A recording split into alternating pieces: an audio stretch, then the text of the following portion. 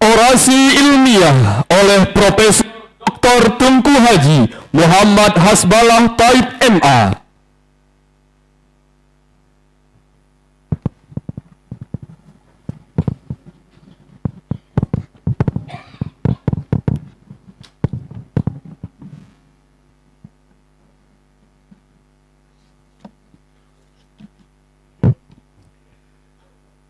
Assalamualaikum warahmatullahi wabarakatuh.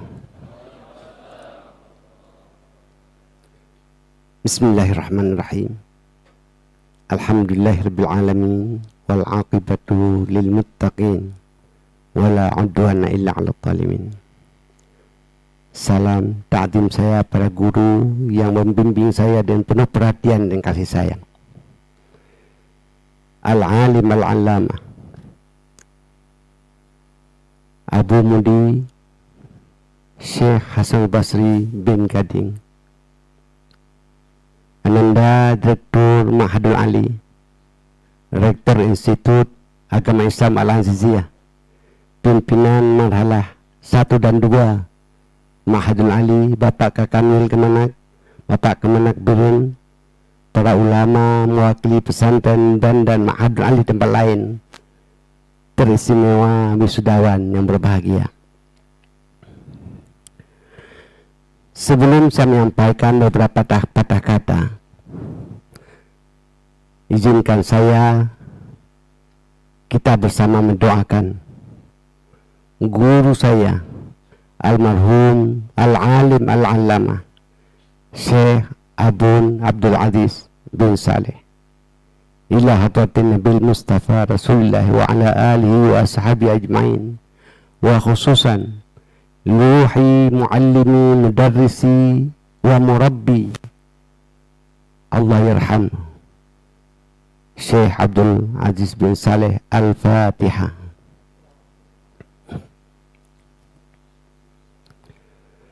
Masih teringat diingatan saya 56 tahun yang lalu, setelah saya menamatkan pendidikan agama Islam negeri 4 tahun di Rosmawi, ayah saya mengantarkan ke Ma'hadul Ulum Diniyah Islamiyah Mudi Mesir Raya Semalanga. Saya melihat betapa luar biasanya letting pertama yang dihasilkan oleh Mudi waktu itu. Walaupun saya masih tingkat bawah, saya terus mengintip bagaimana almarhum Tunku Kasim Tibi mengajar, almarhum Abu Denam, almarhum Abu Luangin, almarhum Tunku Daud Luksmawi, almarhum Abu Ibrahim Bardan. Saya bayangkan kapan mereka ada pengganti yang melanjutkan. Maka target pertama dan utama dari alumni Ma'hadul Ali menggantikan al-awwalun as-sabiqun.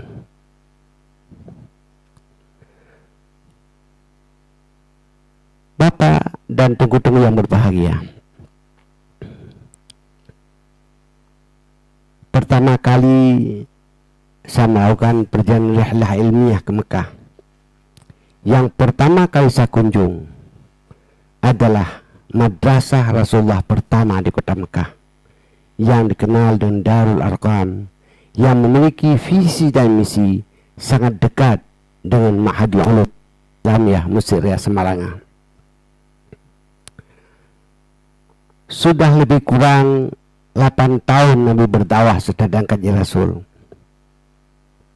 Hampir dapat dikatakan gagal dakwah Rasul. Bahkan Rasul dikejar sang kemari. Pada suatu sore Rasulullah ketemu dengan sahabatnya Abil Arqam. Abil Arqam sayang melihat Muhammad dikejar ke sana kemari. Maka diserahkanlah kepada Nabi satu rumah di tanah tempat Nabi mengajar. Rasulullah mengabadikan nama yang punya rumah itu, sehingga madrasah itu dan berbentuk asrama seperti pesantren letaknya dalam tanah. Madrasah itu bernama Darul Arqam. Ini artinya Rasul mengajarkan kita harus mengabadikan nama-nama orang yang berhasil dan sukses, nama-nama orang berjasa, dan ini diikuti oleh seluruh alumni-alumni Mudi Mesir Raya di waktu mendirikan pesantrennya. Di ujungnya disebut Al-Aziziyah. Namun pada hari ini saya usulkan kalau bisa diterima Ananda Abi Zahrul, balai beton yang dulu pernah belajar dan pernah memijit abun waktu saya di sini, ganti nama, jangan lagi balai beton, tapi balai abun Syekh Abdul Aziz bin Saleh. Saya sering katakan betapa banyak orang yang sudah pergi dianggap orang masih hidup selama-lamanya, dan berapa banyak orang masih hidup dianggap kawan sudah mati sebelum ajalnya. Dia sudah puluhan tahun pergi, kenapa dianggap masih hidup? Karena sebelum dia pergi, dia tinggalkan karya-karya monumental yang bermanfaat bagi masyarakat. Dulu cita-cita dari warga Mudi, setiap kecamatan di Aceh ada Al-Aziziyah. Tapi tadi malam lama saya bicara sama Abu untuk akan datang, cita-cita setiap provinsi di Sumatera harus ada Al-Aziziyah. Kenapa? Supaya itu yang mengalir untuk almarhum Abun. 83 orang, lebih banyak yang sudah hari ini, Pak. 83 orang alumni pertama Darul Arqam, itulah yang menjadi muhajirin ke Madinah. Beda muhajirin dan transmigran. Transmigran orang-orang yang lapar di Pulau Jawa pergi ke Sumatera, pergi Kalimantan. Tapi muhajirin alumni yang cerdas, tamat di perguruan Rasulullah SAW. Beda. Di waktu mereka sampai di Madinah bukan minta sedekah, tapi minta di mana pasar saya mau berjualan. Begitu mandirinya. Maka kita harapkan anaknya yang beri sudah hari ini dan nanti akan mengucapkan bai'ah dan janji akan melanjutkan misi relating pertama yang ada di Mudi Mesir Raya Semalanga.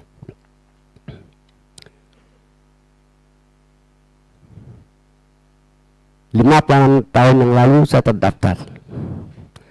3 tahun kemudian saya masuk dalam satu organisasi pelajar asal Dewanta sekitar yang didirikan oleh Abu Mudi bersama almarhum Tunku Ghazali Muhammad Syam Kakamil. Lahir satu lembaga kecil persatuan santri-santri Mudi yang berasal Dewanta sekitar. Disitulah saya belajar bagaimana ceramah. Sudah diajarkan saya bagaimana pidato.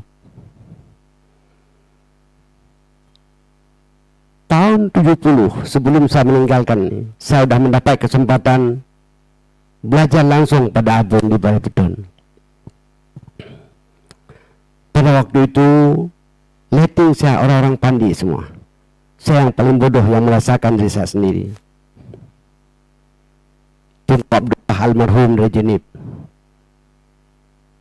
Tunku Irsadi almarhum juga, Tunku Muhyiddin Tayang Tiji, Tunku Ali Langkawi, Hasbalah Nisam. 38 orang Pak, satu kelas. Nomor 1 Tunku Abdullah, yang nomor 38 saya. Supaya jangan nampak bodoh kali di mata Abun. Akhirnya saya mengganggu terus Abu. Kalau besok mau belajar di Balai Beton hari ini, saya ketuk bilik Abu untuk membaca kitab. Coba besok tak salah. Kalau begitulah sampai kemampuan anak saya waktu itu, tak layaklah pada hari ini diundang untuk memberikan orasi ilmiah. Saya berdosa, anak yang tak tahu apa-apa menyampaikan ceramah di depan guru yang telah membesarkannya itu. Saya pergi ke Medan tahun 71. Waktu itu Mudi masih tingkat yang namanya syiar Mudi Mesir Raya. Tetapi setelah berganti kepemimpinan, Mudi berubah, bukan lagi syiar, tapi Quwwah Mudi Mesir Raya Semalanga. Sama seperti perkembangan Islam, dini lahir Islam, Mudi sudah lahir sebelum Abun kembali dari Labuan Haji.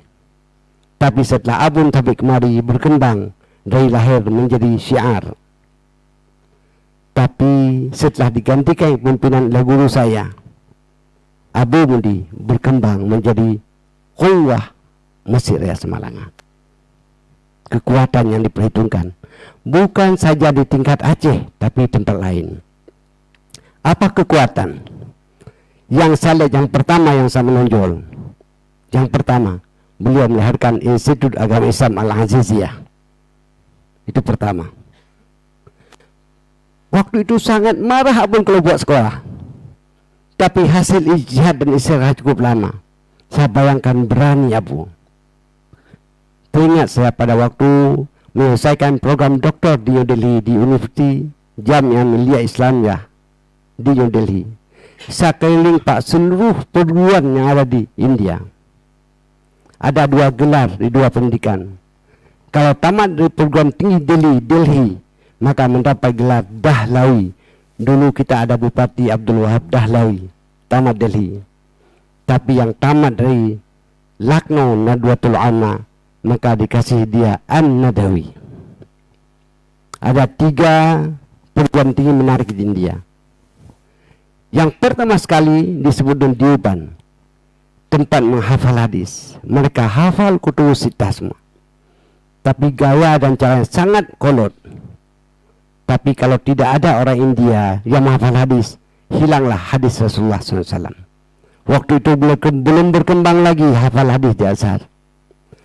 Sehingga Muhammad Abduh waktu datang ke Deoban menulis di buku tamu, laula ikhwanal muslimin al-hunud la fuqid al-hadis. Sekiranya tidak ada Muslim India, pasti sudah hilang ilmu hadis ini.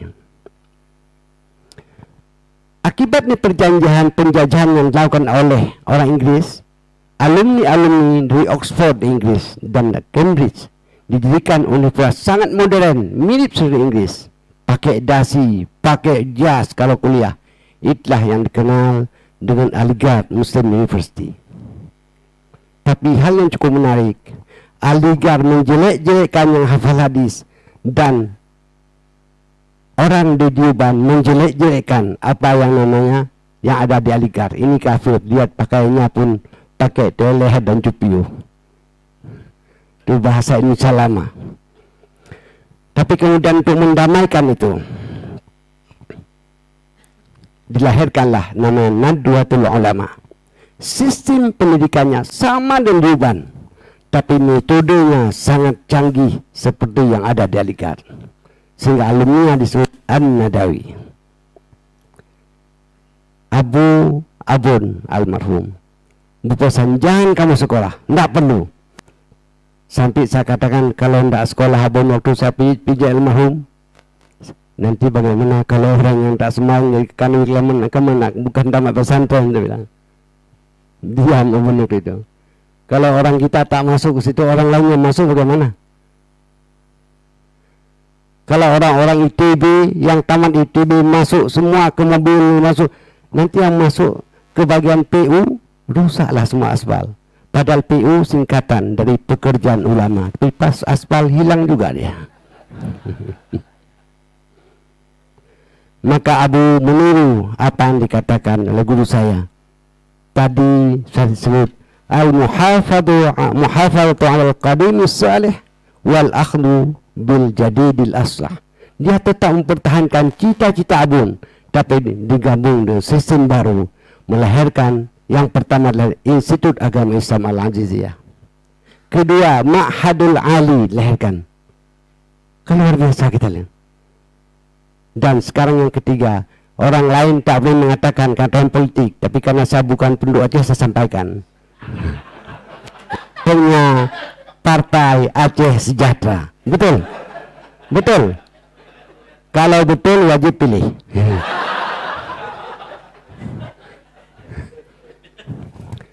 Saya waktu duduk-duduk dengan teman-teman di Aceh sepakat di Medan, Pak. Mereka tahu saya alumni Mudi. Karena kalau dibelah pun dada saya akan keluar darah saya mirip dengan warna Mudi. Ya. Dia katakan, kenapa Abu campur-campur politik? Kenapa? Dulu sudah ada PDA. Kenapa ada lagi PAS? Saya jawab, setiap satu partai itu memiliki visi dan misi. Coba lihat visi misi di PAS beda dengan PENA dan PA. Mereka bukan ingin mendapatkan jabatan dalam itu, tapi tujuan pertama, bagaimana supaya mazhab Syafi'i dan akidah Ahlussunnah wal Jamaah Asy'ari menjadi mazhab mahalli di Aceh.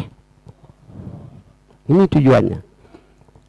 Setelah tercapai, udah cukup, nggak ada apa lagi pun tidak apa-apa. Ini, jadi jangan kita lihat apa target yang diinginkan. Itu yang paling berat. Maka dari itu, kalau dulu Abun saya mengatakan, Hasbalah, kemana kamu pergi, kamu tetap program kita but semua but. Betul kan?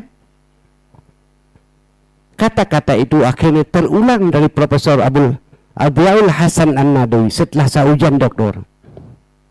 Setelah diumumkan selesai doktor, Hasbalah, udah selesai pendidikanmu. Pulang ke negerimu. Jangan tanyakan lagi pada orang bodoh, kenapa tidak belajar? Tapi coba tanyakan pada yang sudah maha santri, malas mengajar. Jangan tanyakan lagi pada mahasiswa, kenapa tidak kuliah? Tapi coba tanyakan pada profesor atau doktor, kenapa malas memberikan kuliah? Kan itu dia pertanyaan. Sama, sumbut. Maka terjadilah keseimbangan, hubungan jembatan hati antara mereka yang memiliki dan tidak memiliki. Sekiranya Mudi tidak berhasil membangun jembatan hati, maka tak berkembang Mudi seperti sekarang. Kenapa? Berhasil membangun jembatan hati. Saya sering katakan, pemerintah kita telah berhasil membangun jembatan layang yang menghubungkan satu pulau dan pulau lain. Tapi pemerintah gagal membangun jembatan hati. Setiap musim politik terbelah manusia ini. Maka pas insya Allah Abu Mudi akan mempersatukan jembatan hati itu. Ini yang pertama. Apa tantangan yang dihadapi oleh alumni-alumni kita? Ini yang sudah dihasilkan oleh Bu Mudi tadi. Dihasilkan oleh Ananda Zahrul yang kami doakan segera jadi doktor. Apa yang dilakukan? Melahirkan penggataran ulama. Beda tujuan melahirkan Ma'hadul Ali dan Institut Agama Islam. Beda Al-Anziziyah. Kalau Ma'hadul Ali khusus untuk melahirkan ulama. Kan tak bisa pegawai negeri ini. Kalau Bapak masuk Kodam, tertulis patah, tumbuh, hilang, berganti. Ada tulis. Untuk ulama tidak bisa apa. Banyak udah mati, hiput, apa, tidak tumbuh-tumbuh. Udah. Saya sering buat contoh. Kalau 1 tahun 1 SD menamatkan murid 100 orang, berapa orang yang bisa masuk di kedokteran? Berapa tahun ditunggu jadi dokter? Itu dokter umum, menyuntik pun sering salah, apalagi menyunat. Berapa ratus SD dipersiapkan untuk mendapat seorang arsitek? Saya tanya, berapa ratus tamat Ma'hadal Ulum Diniyah Islamiyah ini dipersiapkan untuk menjadi seorang ulama, dan berapa tahun kita tunggu? Betul kan? Maka pada biasanya kalau sudah tamat alumni Ma'hadul Ali, minimal untungnya kalau melamar istri pasti agak murah sedikit maharnya. Kenapa? Jaminan alumni Ma'hadul Ali. Kan luar biasa kita. Orang melihat di mana? Bagaimana orang menilai karakter dan nanti semua? Pada waktu saya ujian Pak Azhari, ujian masuk program doktor, 7 orang ulama besar, syekh, menguji saya psikotes. Hasbalah, di mana kau sekolah? Saya bilang dulu di Medan. Habis saya di Medan masuk diploma khusus di Libya. Selesai di Libya saya lanjutkan program master ke Kairo. Sekarang saya mendaftar jaminan doktor. Saya menguji kamu ya? Ya. Coba tulis 7 orang gurumu yang mengajarkan di Mesir dulu. Saya tulis, saya kasih. Ya. Coba tulis 7 kitab yang kamu baca bidang fikih. Kalau kamu mazhab Syafi'i, tulis semua. Saya tulis 7 kitab. Kasih. Coba tulis 7 orang kawanmu yang sudah berhasil di Mesir. Saya tulis. Dia kasih pada 7 orang. Lihat apa kata Profesor Ziyad Hasan Hasbalah, kami sudah kenal siapa kamu. Saya bilang, di mana kenal? Baru pertama kita ketemu. Saya kenal siapa kamu, melihat siapa gurumu, buku apa yang kamu baca, dan siapa kawanmu. Inilah yang mempengaruhi karakter seseorang. Maka dikurung di mudi ini, jangan terpengaruh dengan segala macam di luar. Itu dia masalahnya. Jadi orang melihat siapa guru yang mengajar, pasti akan terpengaruh pada muridnya. Ini tantangan yang pertama akan kita hadapi, melahirkan ulama-ulama yang akan datang. Bagaimana ulamanya? Al-muhafadzatu 'alal qadimis salih wal akhdhu bil jadidil aslah. Saya melihat dulu, saya waktu pulang di luar negeri sering kemari, terutama waktu ada abun. Tantangan cukup berat pada waktu itu, Pak. Tantangan cukup berat. Sekarang nikmat yang banyak. Dulu tantangan. Wa tilkal ayyamu nudawiluha bainan nas. Demikianlah hari-hari diputar dalam hidup manusia antara nikmat dan musibah. Anti stres di waktu dapat nikmat, pandai tidak bersyukur, dan di waktu dapat tantangan harus mampu bersabar. Allah memberikan jaminan bahwa mampu dilakukan itu oleh alumni Ma'hadul Ali. La khaufun alaihim walahum yahzanun. Bapak Azhari pasti pernah membaca buku yang ditulis oleh sahabat saya. Penulisnya Dr. Ais Al-Qarni, alumni Universitas Islam Madinah. Judul buku itu La Tahzan, jangan kamu bersedih. Diterjemahkan sudah dalam 7 bahasa asing, termasuk bahasa Indonesia. Buku itu ditulis dalam penjara. Kenapa masuk penjara tanpa ada putusan? Dia adalah anak angkat Raja Saudi yang sangat disayangi, sangat cerdas, mumtaz setiap tahun, cum laude. Setelah dia berhasil, dia menyampaikan pidato benci pada Saudi ini. Dia katakan Saudi sekarang sedang dalam jajahan Amerika. Akhirnya dipenjarakan dia. Di dalam penjara ditulis satu buku, La Tahzan, untuk istrinya Dr. Najla. Dr. Najla membalas buku suaminya, walaupun tak setebal tulis suami. Judul bukunya La Takhaf, siapa takut. Seolah-olah suami istri yang bergelar doktor ingin menafsirkan secara tematik ayat yang turun pada Muhammad waktu hijrah di Gua Sur, La takhaf wa la tahzan innallaha ma'ana. Sekarang Anda sedang apa? Tantangan atau nikmat? Ya, menghadapi dua macam, antara nikmat dan tantangan. Itu harus diseimbangkan. Kalau itu mampu dilakukan, aman. La khaufun alaihim walahum yahzanun. Ada cerita menarik, Pak. Baru terjadi 2 minggu lalu. Sahabat saya, profesor di Unimed, umur 75 tahun. Sudah 10 tahun menduda. Lama juga dia berpuasa. Akhirnya dapat jodoh dia, umur 37 tahun, mahasiswi saya. Belum kawin-kawin, lebih lama lagi dia berpuasa. Menikah antara yang 75 tahun dengan 37 tahun. Diminta saya memberikan nasihat perkawinan. Sekarang ini susah. Saya berikan nasihat perkawinan, saya baru 1 kali, dia 2 kali. Saya katakan dalam ceramah saya, inilah 2 contoh pengantin yang dijamin masuk surga. Kenapa katanya? Karena satu bersyukur dapat yang muda, yang muda bersabar dapat orang tua. Kita sabar bagaimana susah mandi orang tua. Biasa kalau tua banyak keluar angin malam hari. Ini tantangan.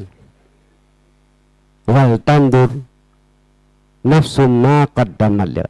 Pikirkan, kalau muhajirin dari Darul Arqam, dia hijrah ke Madinah, hijrah ke Syam, hijrah ke Suriah, hijrah ke Baghdad, ini hijrah ke Sumatera. Sudah ada di mana, di Jambi ya. Kalau untuk sampai ke Riau tak payah, Al-Aziziyah udah tahu semua orang. Paling yang berat dihadapi orang Padang. Di Minang banyak Muhammadiyah di situ. Tapi lebih hebat lagi Syekh Fahmi Salam. Dia buat masjid dua-duanya di Muhammadiyah. Kan luar biasa itu. Kenapa? Jembatan hati. Kita tak pernah memiliki tantangan yang lain. Ini yang kedua kita hadapi. Jadi tantangan yang hadapi yang kedua, dari sekatan ciptakan ulama itu.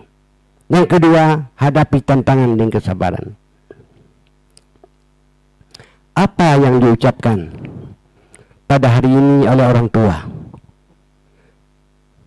Apa yang diucapkan hari ini oleh calon mertua? Bagi orang yang baca Yasin, ada ucapan salamun qaulan min rabbir rahim. Itulah ucapan Allah kepada hambanya yang beramal mempersiapkan diri ke sana. Kalau Allah mengucapkan salamun qaulan min rabbir rahim di akhirat nanti, maka orang tua dan calon mertua mengucapkan pada waktu sudah salamun qaulan min rabbir, selamat, Anda sudah menjadi alumni dari Ma'hadul Ali. Yang sayang yang belum ada calon mertua, tak ada yang mengucapkan nanti. Ini gitu. Terakhir, makin banyak salah nanti. Ada pertanyaan di orang Quraisy pada Muhammad. Muhammad, kamu dilahirkan di tengah-tengah orang biadab. Kenapa kamu bisa beradab? Seperti ikan, tidak asin tapi di laut dia. Muhammad, kamu dilahirkan di tengah-tengah orang Badui. Kenapa kamu bisa menjadi masyarakat Madani dan Hadari? Sangat tajam pertanyaan Quraisy itu. Nabi menjawab, Addabani Rabbi fahsana ta'dibi. Allah yang mengajarkan aku beradab, maka baguslah adabku seperti ini. Berarti harus ikut Allah untuk membuat seorang itu beradab.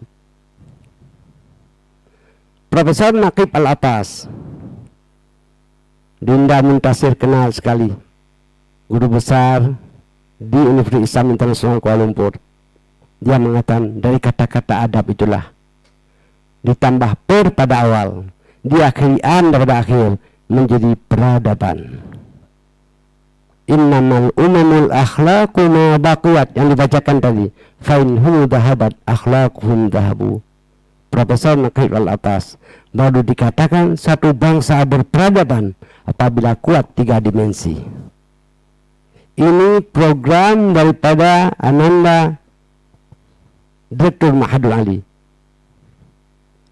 untuk membuat di Ma'hadul Ali berperadaban. 3 dimensi itu. Yang pertama dimensi spiritual, daripada akidah, akhlak dan ibadah. Ini tak ada lawan. Kita sudah cukup. Yang kedua, dimensi intelektual, kita pendidikan, politik dan hukum. Tapi yang ketiga yang kita lemah, dimensi spirit atau nama material, ekonomi, perdagangan, keuangan, pertanian, kedokteran, pertahanan. Nah, ini. Maka nanti dari Institut Agama Islam akan berkembang menjadi Universitas Islam Al-Aziziyah. Setiap unsur dari peradaban ini ada program studi di sini. Berat tantangan kan? Kalau Ananda para wisudawan melihat ke Universitas Al-Azhar Mesir, itu setiap tahun ada bangunan baru. Siapa? Pemerintah? Bukan. Ditulis, ini sumbangan alumni tahun sekian. Saya menunggu alumni tahun sekian, mana bangunan di Mesra. Kalau enggak cinta pada alma maternya itu. Tak perlu tanya pada orang lain. Alumni tahun 2023 mana? Oh, belum tamat lagi. Akan kami tunggulah kapan tamatnya. Ini dia, ini tantangan yang kita hadapi akan datang. Saya senang sekali pada hari ini sudah diundang kemari. Saya katakan ini bukan yang datang seorang orasi ilmiah, tapi yang datang seorang anak yang kembali ke rumah orang tuanya. Dulu besar jabatan siapa? Saya anggota perwakilan World Islamic Call Society yang berpusat di Tripoli, Libya untuk Indonesia. Tapi setelah sudah habis, akhirnya kerja saya jadi pembantu Abi Fahmus Salam Al-Aziziyah. Luar biasa, turun pangkatnya kena. Bapak ibu, tidak ada ibu. Medan ada ibu. Ini hadir menarik, Pak. Tak ada wisuda perempuan. Tapi di mana-mana program doktor yang paling banyak pandai bukan laki-laki, Pak, perempuan. Di USU kalau tamat doktor 10, 2 laki-laki, 8 perempuan. Tapi yang paling menarik, yang tamat 8 perempuan doktor cum laude, mukanya jelek semua, kan tak ada yang ganggu dia. Maka bersyukurlah bu bapak yang punya anak perempuan jelek-jelek, pasti sukses, tak ada yang ganggu. Tapi kalau yang cantik-cantik, ada ambil orang gitu. Mudah-mudahan bermanfaat. Nasrun minallah wa fathun qarib. Assalamualaikum warahmatullahi wabarakatuh.